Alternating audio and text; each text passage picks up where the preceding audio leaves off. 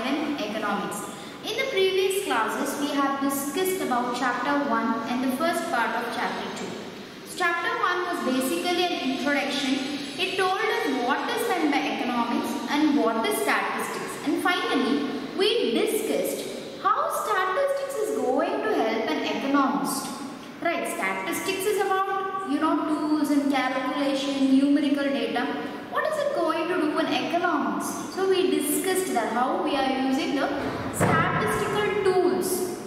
Right, statistical tools to calculate various data, in which these data are called as economic data. With the help of these economic data, we are able to come to a conclusion of various measures that has to be taken to sort out a problem.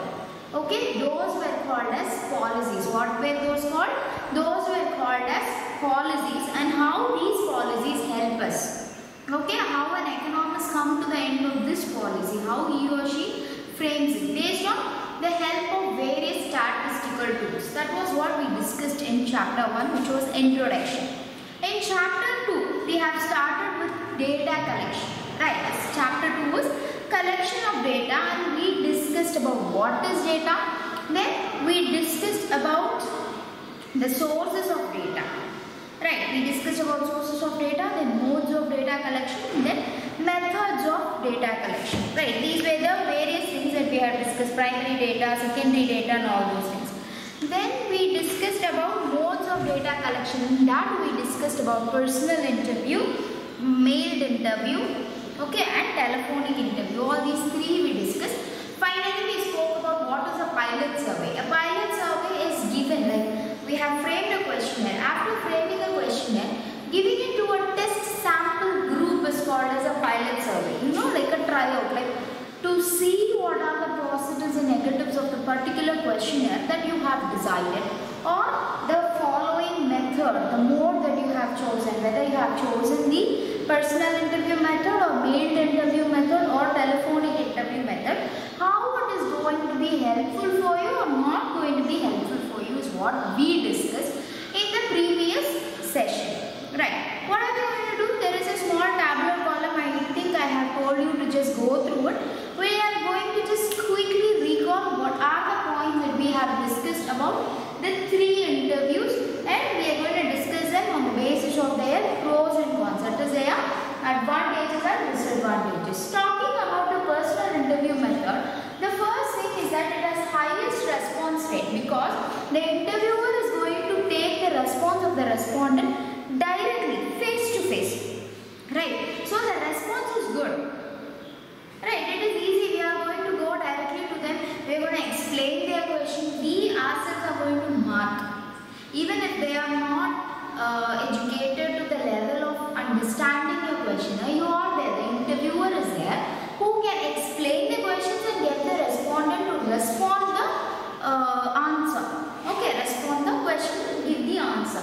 So the response rate is the highest comparatively with the other two methods. This has the highest response rate. Then when we talk about questions, all types of questions can be asked. Even personal questions can be asked in case if the interviewer is well known with the respondent, or if the respondent feels comfortable. Okay, if the respondent feels comfortable with the particular interviewer, then he or she is ready to answer it. Right? Then open-ended questions. We discussed close-ended and open-ended. Right? Close-ended means yes or no questions or multiple choice questions. Within those options only you can answer. But when you talk about open-ended questions, it has a wide opportunity for the respondent to answer.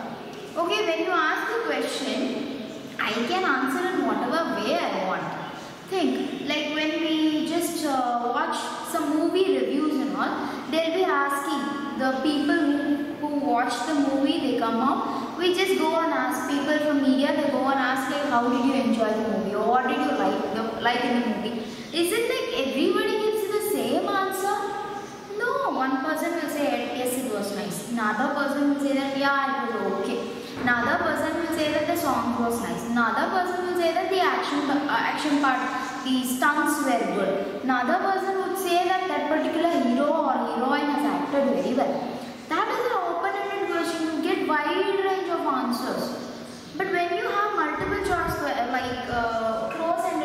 of multiple choice questions.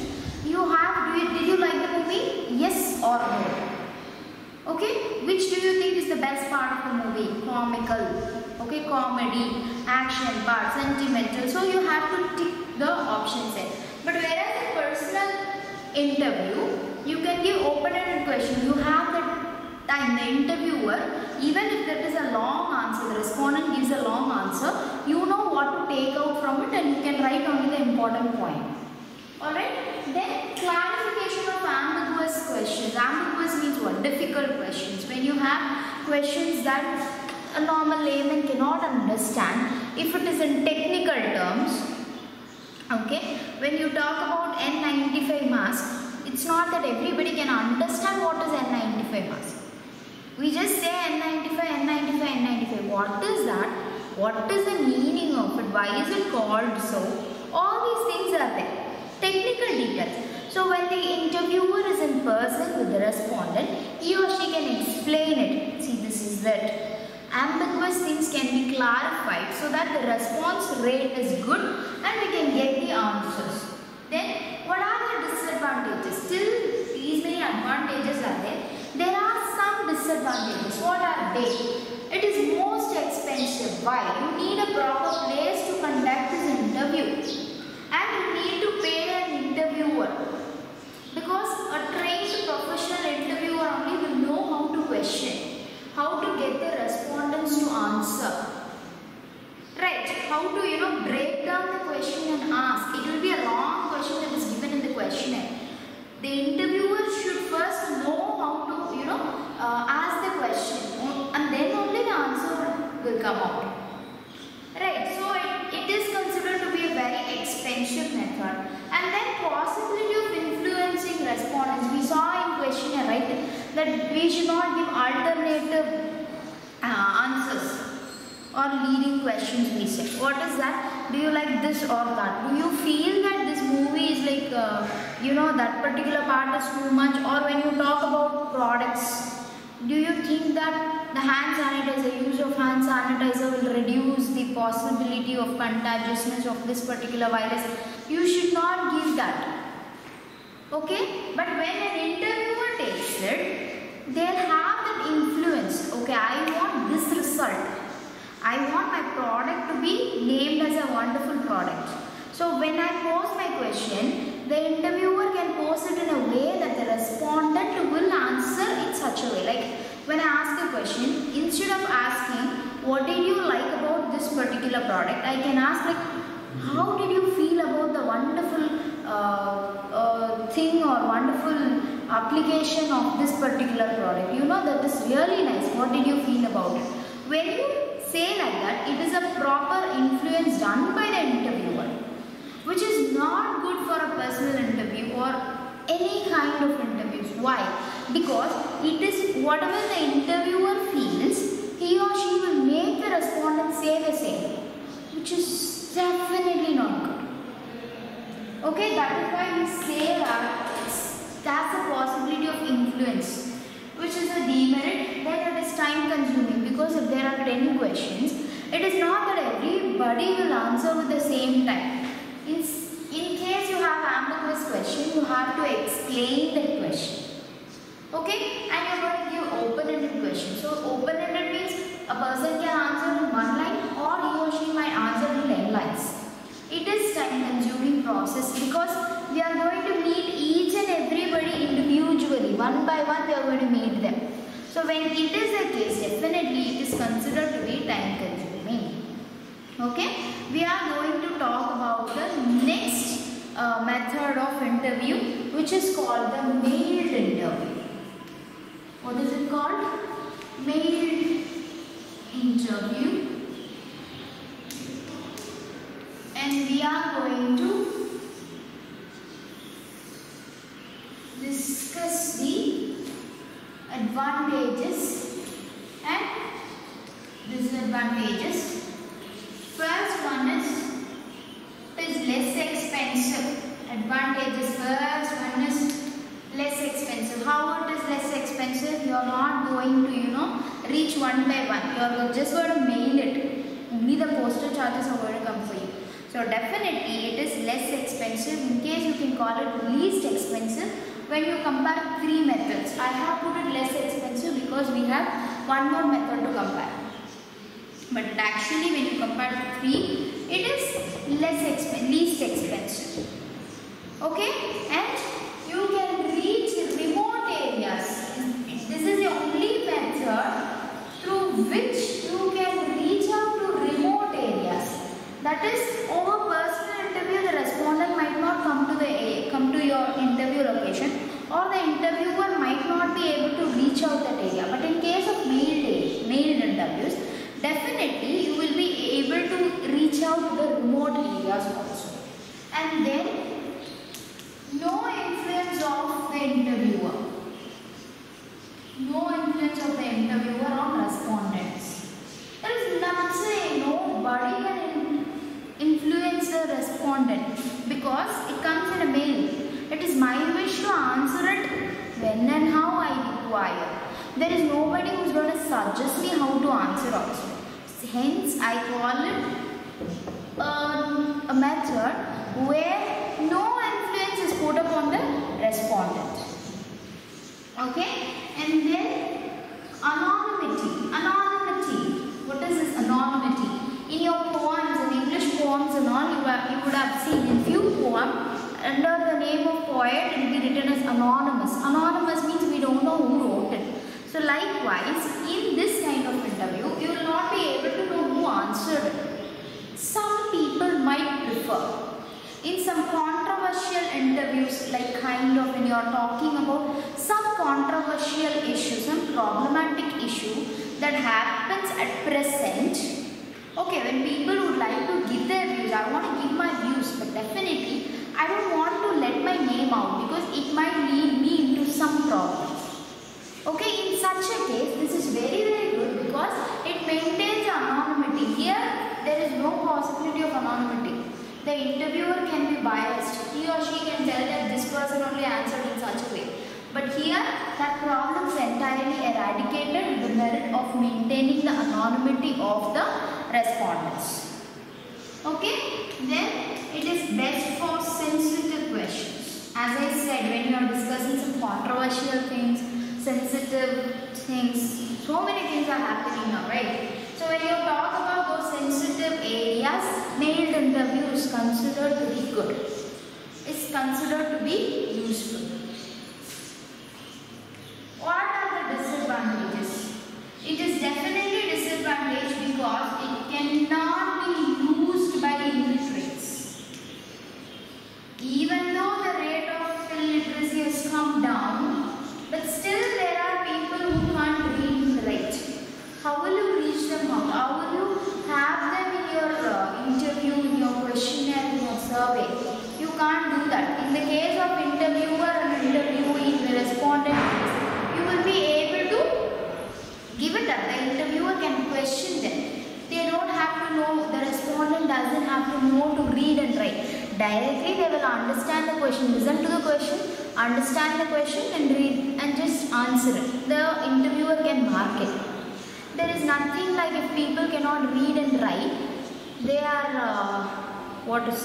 they are not intelligent is entirely a very bad prejudice that we all have. You know, so many people are there who cannot read and write, but they are very intelligent than literates. Okay, so they have their own experiences. We have seen in villages, in rural areas, we have even in urban areas, there might be people like old people. Nowadays people are getting educated, but in olden days people were not educated. But that doesn't mean that they are not intelligent. Okay, we need a watch to say the time, but they don't need it. Right, it is not just shown for movies. It is real that just, by seeing the position of the sun, they can tell the time and all those stuff. It is basically intelligence. Right. So what is my point is that mailed interview is not suitable because illiterates, just because they cannot read and write, they will not be able to answer this. I am again repeating, there is no connection between literacy and intelligence, children. Never ever educational qualification. Okay, you need to get educated, you need to have the knowledge and all those stuff, but it is entirely a different arena. When you talk about knowledge, skill, intelligence, education is a base. That doesn't mean that education alone is everything. Education is not only in books. Okay, your behavior speaks about your education, your wisdom speaks about your education, the way your attitude speaks about your education. So that is how you prove yourself to be highly educated. Okay, why am I saying that? Because you all are commerce students, you all are going to become businessman or a businesswoman, or you're going to go to high positions in your life. When you reach out to that position, you should be humble and you should be able to treat everybody equally. Alright children, so what is the next thing? Long response time. Time consuming. Here also the time consuming factor is there. Why? Here only personal interview, only individually you are going to interview everybody, so response time is going to be huge. But why here?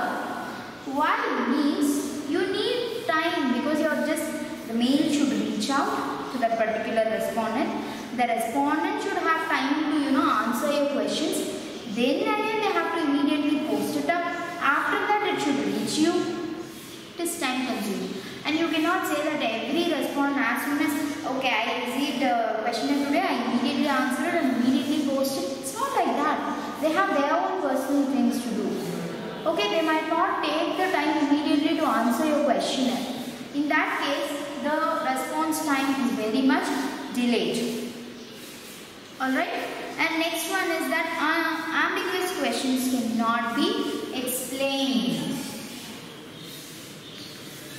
Okay, in case you have ambiguous questions in your questionnaire, there is no possibility of explanation in mailed interview, because you cannot give it in a detailed format like what is the explanation on, you cannot write or type.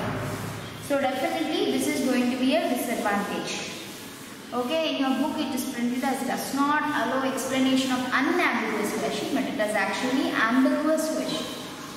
Alright, next one, reactions cannot be watched. When you say that it is a sensitive, it be useful for sensitive questionnaires, sensitive problems and all this stuff. When you are talking about something sensitive, definitely people will give different facial reactions. Even their gestures will speak for them. Alright, when you ask a question and someone cries, that means they are not interested in the question, or something sad has happened related to that particular problem.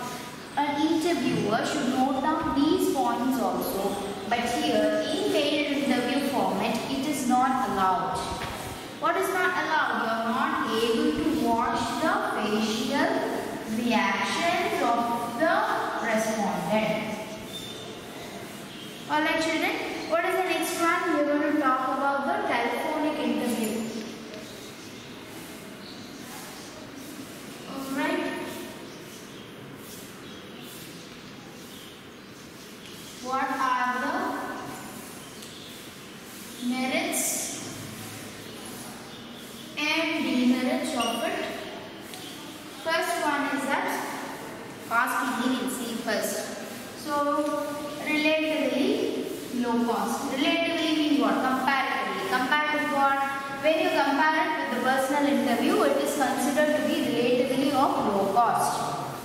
Alright children, what is the next one? It has less influence on respondents. Again, when you are speaking over telephone, you might not have the influence, less influence on the respondents. Okay, less influence on the respondents. When you talk about the next point, high response rate. Here even you have response rate to be good score. Why? Because you are going to talk directly over phone to the respondent. Over phone when you talk, you can immediately get the answers. So the response rate is comparatively high. And here telephonic interview is considered, demerit is limited use. For many questions we cannot go for telephonic interview. So when you compare it with mailed interview and personal interview, it is being used with very limited things only. It does not allow you to use it for a wide area. Okay, then again reactions cannot be watched.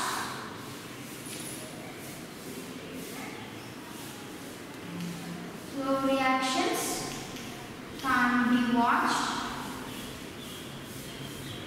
One more thing is that influence is possible. How is it possible? Because the interviewer is speaking over phone to the respondent. Then even the influencing part is possible. Clear, children? So these are the advantages and disadvantages of various methods of what? Of data collection. Okay, of conducting interviews, of framing questionnaire and conducting a survey. These are the various things. Survey, questionnaire and interview. Next only we are going to discuss about census and sample surveys. Alright children, census. What is it? Have you heard of census? Have you ever known of a census? C-E-N-S-U-S, census. It was the previous census taken up. It was in 2011. The last census of India was taken in the year 2011. That means now it's 2020. 9 years you will be somewhere in the primary. Right? Do you have the remembrance of someone coming to your home and asking you some questions about your family members, their age, their educational qualification, income, and all those details? You remember it, children? If you don't remember it, kindly ask your parents. Did someone come and ask you questions? What were the questions asked? You can ask all these things to your parents and get to know. Why? Because the next thing that we are going to deal with in collection of data is census and sample surveys. Okay?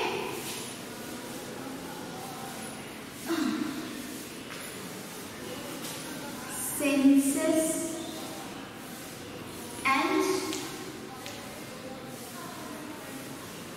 sample surveys.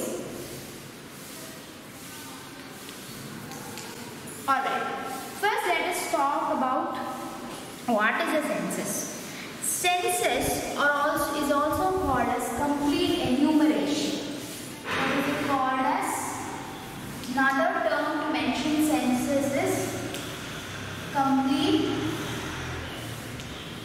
enumeration. Okay, it is actually a survey.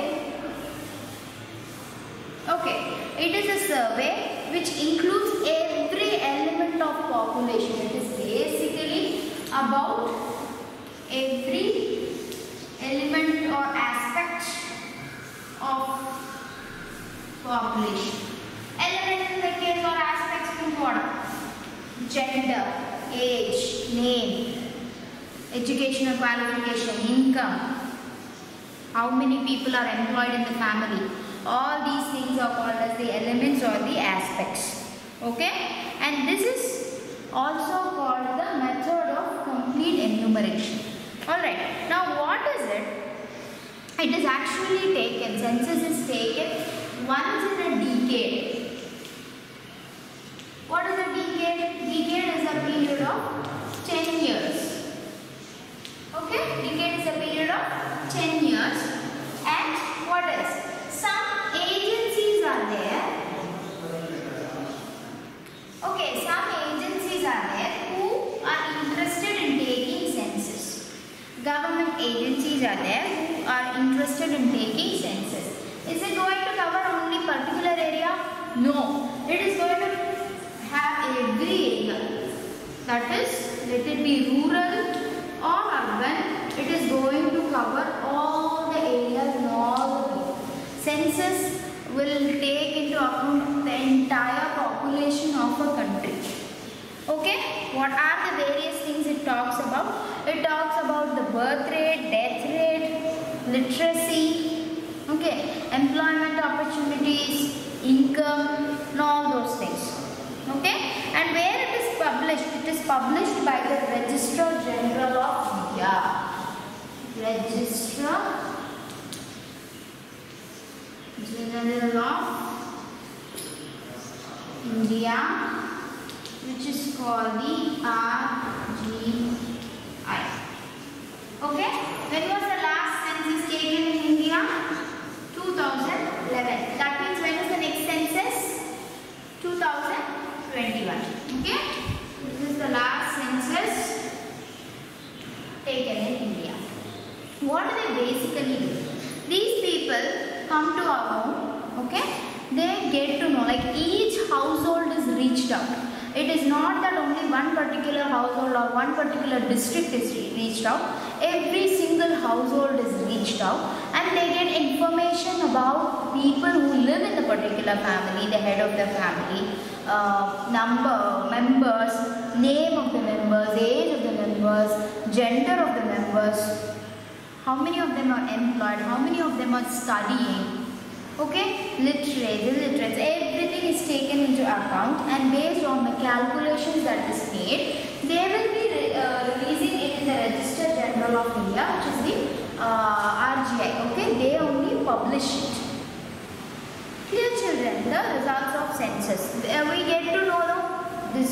Our country has this much of population. According to the census of 2011, our population is 121.09 crore. That's our population. So when we talk about this, you can give the data. Based on that only we say that which district has the highest literacy rate, which state has the highest employment rate. How do you say all these things? Based on the census that is taken. It is actually what? It is a survey. Okay, it is a survey which every element of population is covered up here.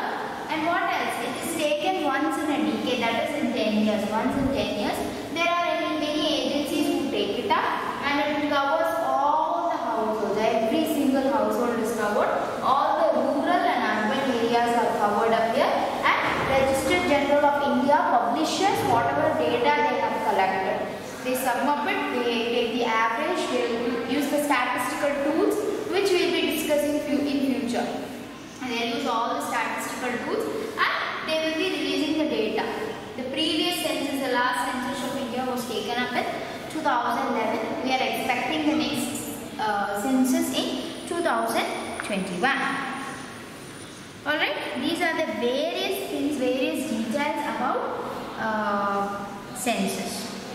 Alright, okay. What are we going to do next? We are going to discuss about population and sample. We are saying population. It doesn't mean that number of people in a particular country entirely is called a population. No. Population and sample, it has a different term in statistics. That is what we are going to talk about now. First we will talk about what is a population. The other name of population is the universe. Okay, it is also called as universe. Universe means world only, how it comes here. But according to statistics, it means the totality of the items under study. Universe or population means what? Totality of items under study. If I am studying only about children, what do they like to eat of ages 4 to 7. Okay, I am going to study only them means how many children are there of that particular age, 4 to 7. If 200 kids are there in one particular school or one particular area of that particular age, then my population or my universe is 200. Alright, the total number. It is a group. Okay, only for that particular group I am going to study only about the children of 4 to 7 years means that is my population, that is my universe. To them only my results will apply. Children of 4 to 7 years, they like to eat bananas. Can be a report. Or they would like to play with toys like robotic toys. That can apply only to the children of 4 to 7. Okay, who I take as my population, my results will apply only to that particular population. If I am taking a survey about women who work, okay, women who work, working women, my survey is about working women means My population or my universe is the number of women who actually work. Okay, number of working women, and my results also will apply only to that particular population or universe. Right? It is always the individuals or items who possess certain characteristics. That is what? Possess certain characteristic means what? In my case, working women. The characteristic that I want to take is that they are working. They are women and they are working. They should not be girls who are working. They should not be under 17 who are working, because that is child labor. Under 14 who is working, that is child labor. So I have to have my data, my population should be all like women. They should be above the working age and they all should be working. This is one important thing. Now after I select this, what I have to do, how will I conduct my survey is what we are going to discuss first. First, what should I do? I have to first select my population. The first step or the first task in conducting a survey is selecting my population. Who am I going to interview or who is going to come under my survey is my first task. What do? I select my population. Okay, selecting a sample is to identify the population. What we have to do in sampling? First step is that we have to find our population. Second thing, the researcher, the person who does the sampling survey and all those things is called a researcher. The second thing is selecting a method of studying it. What do I do next? Selecting a method of studying it. Studying this particular population or the items. Fine. Now the researcher finds that survey of the whole population is not possible. Then he or she may decide to select a representative sample. Where do I have to select a representative sample? When it is not possible for me to interview the entire group, because when you talk about working women, there are so many working women in India. It's not possible for me to reach out to everybody because I have to finish my research.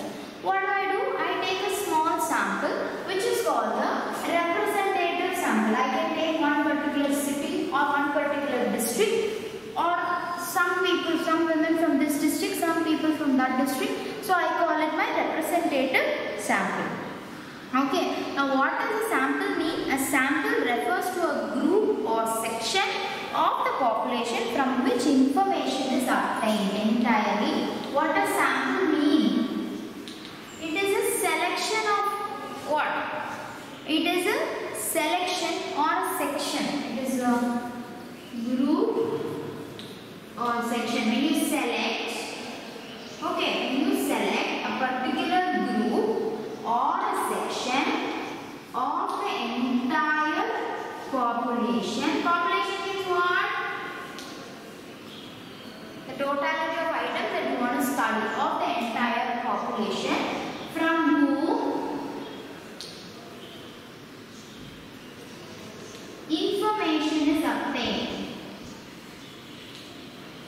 What do you do then? From whom information is obtained. Okay? And what is a good sample to be? A good sample is generally smaller than the actual population. The actual population is 200, means somewhere around 50 should be the representative sample. If I have 195 as my sample, then it is not a good sample at all. Right? Instead of that, I can have 5 more people and finish my entire survey with the universe, with the entire population of universe that I have. Okay, if I am going to choose only 195 and leave out 5, then that is not a good sample. So I should have a smaller group than my population. Alright, then you have some examples given there. When you want to choose your sample, you should make sure that it is really the average sample. 200 people are there, means on what average you are taking that 50 members. That should be decided. Here, what is the example they have given? They have spoken about the average income of a particular region, of a particular of the particular group of people from a region. How you will choose them? You will take the number of individuals, few samples you will take, then you will add all their incomes and divide it. You will get the average income. You ascertain that it is somewhere equal to the average income of the entire group. Okay, if 50 people are earning an average income of 200 rupees per day, you will determine that the entire group also will have that as the average income. Okay, now what you have to do? First you have to find the research problem. What you have to do first you have to find the research problem. That is, you need to know what are you going to know about. If you want to find the average income of working women, then that is your research problem. If you want to find the eating habits of children below 3 years, means that is your average problem. Fine, these are the important points that you have to do first. What you have to do? Research problem, then you have to decide the population, then finally you have to go for the sampling. Alright, that's what we have done here. Next, what is the thing that we are going to discuss about? Population and sample, we said. We discussed about population and we discussed a few things about sample. Most of the surveys are actually sample surveys. Census, yes, of course, it covers the entire group, entire population of our country. But most of the surveys are considered to be sample surveys because you cannot reach out everybody. Okay, it is, and people think that it is reliable. The information that you get from a sample survey might apply to a huge group of people also. Right, children? And it is good to conduct a sample survey because time is not so much consumed and the amount you spend on it also will be enough. Okay, will not be so huge, will not be costly affair also. Now when we talk about sampling, you have discussed about sample. How will you choose it? Okay, choosing a sample or deciding a sample is called as sampling. Okay, and there are two kinds of sampling. How many kinds? Two types of sampling are there. Okay, one is called the random sampling, another one is called the non-random sampling. Okay, one is called the random sampling, another one is called the non-random sampling. Talking about random sampling, random means what? So you would have studied in probability and all. When you have a box of chalk pieces, I have a box of chalk pieces here. So I am not looking at the box, I am just, leaving my hand inside, taking one chalk piece of it. Out of it, randomly I have taken one chalk piece. That is this, somehow, whichever chalk piece comes, I take it and use it. That is called random. Non-random means selecting it. I want only a pink chalk piece from this box. So I look into it and I choose only the pink chalk piece. That is non-random. Okay, random means what? At anything. You don't have a particular thing to be selected. It can be like anything. What are the examples of random sampling? Like after movie interviews. Okay, that happens. Then voting, after voting when you get to know about before the elections even, you get this sample surveys and all, where they will just ascertain, some colleges they used to conduct and ascertain who will be winning, who will be getting how much number of votes. So they won't go to each person, they will just ask, randomly they will ask. Okay, and one more important thing is that in random sampling, what is the biggest benefit is that every individual will get an equal opportunity, has a chance of being selected. Okay, every individual has equal chance of being selected.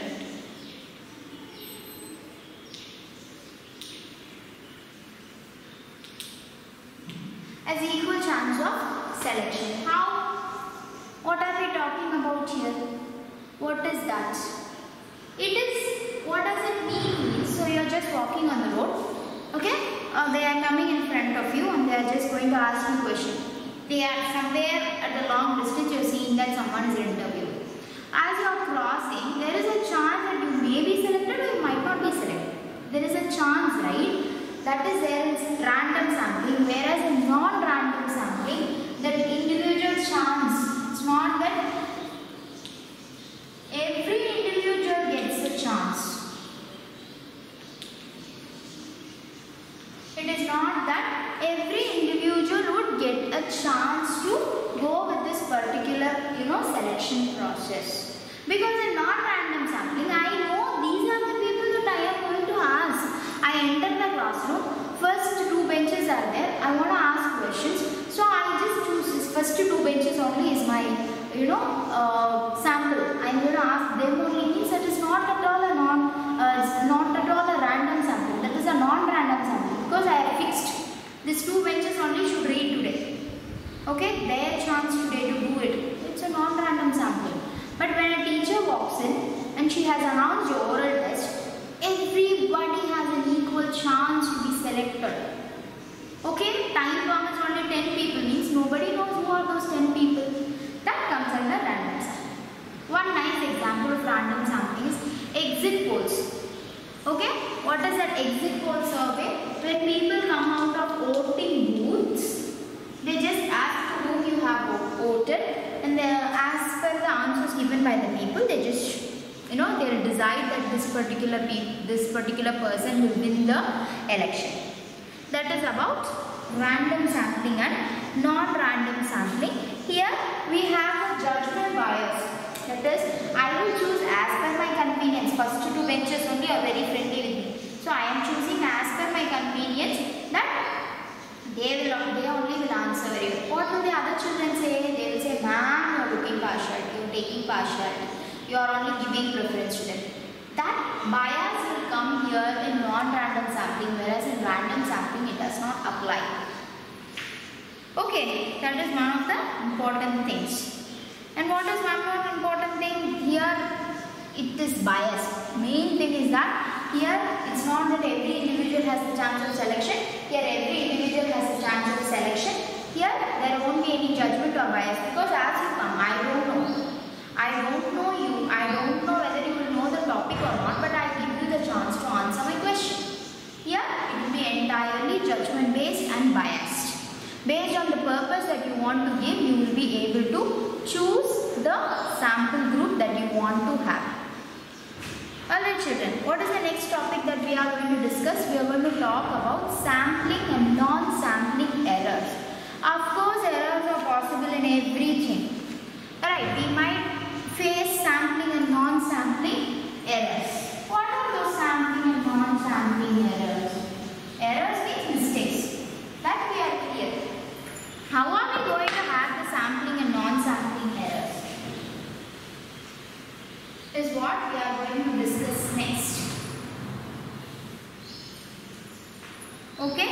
When we talk about sampling errors, it is entirely about numerical values.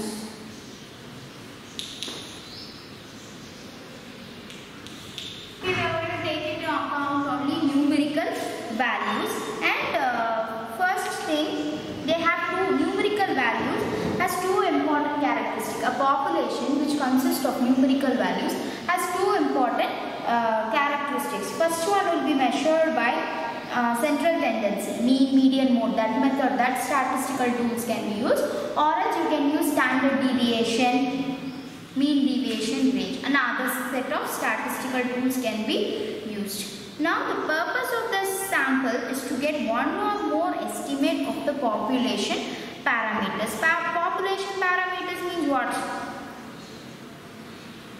What is the meaning of population parameters? The value of the characteristic of the population for like average income, average population, that is a parameter. What you are going to find out. Okay? The difference between actual value of a parameter of the population and its estimate is the sampling error. What is the sampling error? The difference between what? Actual value and its estimate. Okay? The difference between actual value and estimate. There is an example given in your book. In that you can find out like when average income is calculated, what is the original average income, and just because of the estimate, if you are not choosing your samples properly, this problem will come. Okay, when there is a difference, then that is called as sampling error. How can you eradicate it? By taking a larger sample. When taking a proper average sample, as we discussed, when 200 people are there, if you take only 20 people as your sample, it won't work out. So at least 50 people if you take only, then it will be better. So when you take a larger sample, it is easy for you to eradicate this sampling error. Next thing that we are going to discuss is non-sampling errors. Let's not talk about samples and all those things. Not about the numerical values. What might be the non-sampling errors? First one is sampling bias. When we talked about non-random sampling, you have this bias. What is the first one? Sampling bias. The judgment, taking a double stand, is called a bias. Based on my judgment, if I design my sample, then it is a sampling bias. I see people coming on, okay, even in random sampling, I see two people walking side by side. One person was dressed very decently, the second person was not, was dressed, but it was what I felt. In my eyes, it was not up to the level, it was not so rich or so expensive. My data collection is about the rate of petrol, okay, the changes in petrol price, okay. So I have, when I choose, okay, this person is decently dressed, might have a car or vehicle, so I am going to choose this person. I am leaving out the next person, no, that might be the right sample and what I have chosen is a wrong sample. So that sampling bias is called a non-sampling error, as an example for non-sampling error. Next one is non-response errors. It's not that everybody you choose as a sample will answer you. Okay, some might not answer you. That is a non-response error. If they are not answering you properly, then it is considered to be a non-response errors. Okay, or if they are, the next thing is errors in data acquisition. When you get the data, if they give you a wrong answer, or if they are not giving a true status, then it will go wrong. When you ask someone about the introduction of a new product, 9 people say good, 10th person wants to say bad. But because of not giving a real reason, they just say yeah, it's good. Then of course you get a wrong data. So the entire calculation you do based on that is also different. And when you take personal interview, if you did not hear it properly, language barrier is there, means then you might record the data in the wrong way. That is also considered to be a non-sampling error. So what are these non-sampling errors? Sampling bias, non-response errors and errors in data acquisition. Alright, so far we have discussed about sampling, okay, population, sample, universe, and then we spoke about sampling, types of sampling, random sampling and non-random sampling. Then we discussed about the sampling errors. We have sampling errors and non-sampling errors. Sampling errors, the difference between the actual value and the estimate value is called the sampling error. And non-sampling errors means we have 3 errors like that. Sampling bias, our own judgment is involved. Non-response errors, if someone is not ready to answer it, then errors in data acquisition. Okay, when you record the data in a wrong way, then it is also called as a non-sampling error. Okay, these all will affect your surveys. What is the next thing that we are going to discuss? We are going to discuss about the institutions that take up the sample surveys and census and everything. Okay, just going to talk about, it's a small topic, Census of India and NSS. Census of India. What is the important point about Census of India? It is taken every decade. It is a survey that covers every element of the population. Okay. Some of the agencies at the national level which conducts these surveys are, one is Census of India. Then we have National Sample Survey, NSS. National Sample Survey, called the NSS. Then we have the Central Statistics Office, right? Central Statistics Office, which is called the CSO. Then already we discussed Register General of India. Register General of India, RGI. Alright, these are the various things, and then we have Director General of Commercial Intelligence and Statistics, Labor Bureau, and many things like that. Okay, the census was first taken in 1881. First census of India was recorded in 1881. The first census after independence was in 1951. Later on, it was continued, like every decade it is continued. The previous census was taken in 2011. The next census is stated to be in 2021, but we hopefully within that this situation clears out and we'll face the first census so that my children will be able to feel out how it is really done. Right, sampling and what are the data. We all can, together look out for the data that is going to be published by the Census of India later on, of whatever is going to be updated. And this NSS, National Sample Surveys, this institution, this office conducts surveys regularly on some of the other bases. They have conducted about consumer expenditure, they have conducted about morbidity and healthcare. So every year their concept will be different, and on that particular concept or topic they will be conducting their surveys, and the results on the data they have collected will be published in a journal called Sarvekshana. Okay, in a quarterly journal called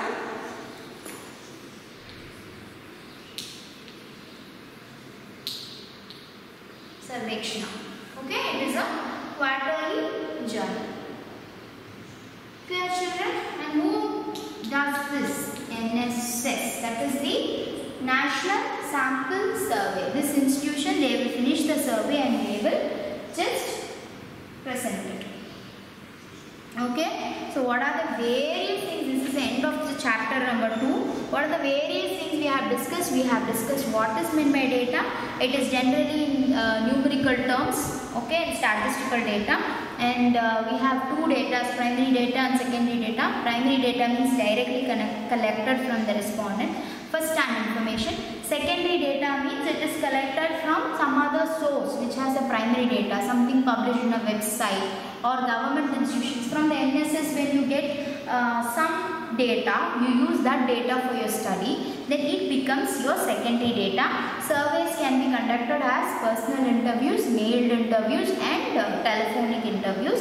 Then we conduct a pilot survey before we go for the real survey. Then census, it is a survey that covers the entire, every element of the population. Okay, it is conducted by Census of India. Sample is a smaller group or a section that you choose from the entire population or universe that you want to take. From them only you obtain information. There are two kinds of sampling: random sampling, non-random sampling. Random sampling means you can choose anybody. There is an option for every unit to be selected. Everybody has a chance of selection. Non-random sampling is not like that. You choose particularly these people only will be interviewed or these people only will be surveyed. There is a problem of bias there. The judgment problem will come. Then there is sampling error and non-sampling error. Sampling error means because of the error that is committed due to the samples that you have selected. So how to eradicate it? You have to choose a larger sample. Non-sampling errors, you have three different errors: sampling bias, non-response errors and errors in data acquisition. Then finally we have discussed about the institutions that conducts various surveys. The main survey of India, that is the census, is conducted by Census of India. Okay, and the Register General of India will publish the data that they have collected based on the Census of India. National Sample Surveys, they conduct regular surveys on various details, and they publish their data collected through the journal, quarterly journal named Sarvekshana. Okay, these are the various points that we have discussed in chapter 2. We have come to the end of the chapter 2. So kindly go through this video completely, read the textbook properly and finish your worksheet properly. If you have any doubts, anytime, feel free to reach me out and get your doubts clarified then and there. Okay, don't aggregate it and confuse yourself. Then and there you reach me out and clarify your doubts. Alright children, thank you and may all have a wonderful day.